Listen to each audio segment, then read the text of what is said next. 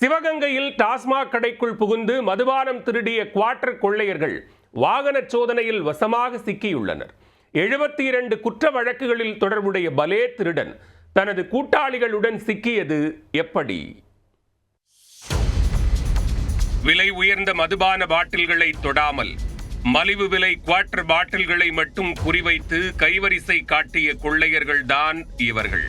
மதுபாட்டிலை திருடி கள்ளச்சந்தையில் விற்று சொகுசு வாழ்க்கை வாழ ஆசைப்பட்டவர்களுக்கு சிறையில் விருந்து வைக்கப்பட்டுள்ளது. நடந்தது என்ன? சிவகங்கை மாவட்டம் திருக்கோஷ்டியூர் அருகே சோலுடையான்பட்டி பகுதியில் டாஸ்மாக் மதுபான கடை அமைந்துள்ளது. அண்மையில் இந்த கடையின் பூட்டுகள் உடைக்கப்பட்டு மதுபாட்டில்கள் கொள்ளையடிக்கப்பட்டன. கல்லாவில் இருந்த பணம் மற்றும் விலை உயர்ந்த மதுபாட்டில்கள் இருந்த இடத்தில் அப்படியே இருந்துள்ளன. 140 ரூபாய் மதிப்பிலான குவார்ட்டர் பாட்டில்கள் மட்டும் குறிவைத்து தாக்கப்பட்டுள்ளன. 2,21,000 ரூபாய் மதிப்பிலான 1,580க்கும் மேற்பட்ட குவார்ட்டர் பாட்டில்கள் கொள்ளையடிக்கப்பட்டதாக புகார் அளிக்கப்பட்டது.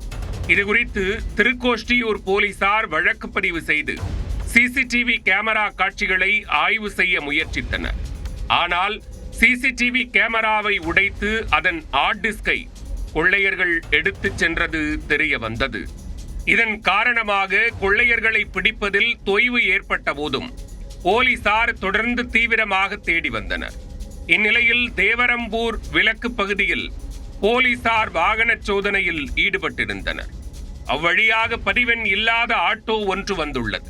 அதில் இருந்தவர்கள் போலீசாரை கண்டதும் யூட்டன் போட்டு ஆட்டோவை வேகமாக ஓட்டிச் சென்றுள்ளனர். உடனே மின்னல் வேகத்தில் துரத்திச் சென்ற போலீசார் ஆட்டோவை மடக்கி பிடித்துள்ளனர்.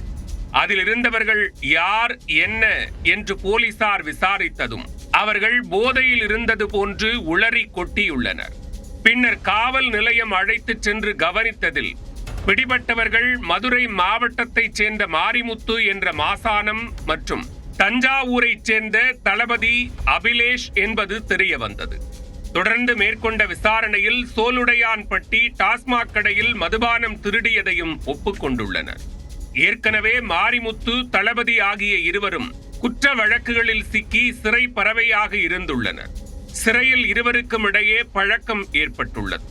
அந்த பழக்கத்தின் அடிப்படையில் திருட்டு ஆட்டோவில் சென்று டாஸ்மாக் கடையில் கொள்ளையில் ஈடுபட்டது அம்பலமாகியுள்ளது. இதையடுத்து 3 பேரையும் கைது செய்த போலீசார் அவர்களிடமிருந்து 80 மதுபாட்டில்கள் மற்றும் கொள்ளைக்கு பயன்படுத்திய திருட்டு ஆட்டோவையும் பறிமுதல் செய்தனர். 500 மதுபாட்டில்களை கள்ளச்சந்தையில் விற்ற நிலையில் எஞ்சிய 80 பாட்டில்கள் தற்போது பறிமுதல் செய்யப்பட்டுள்ளன.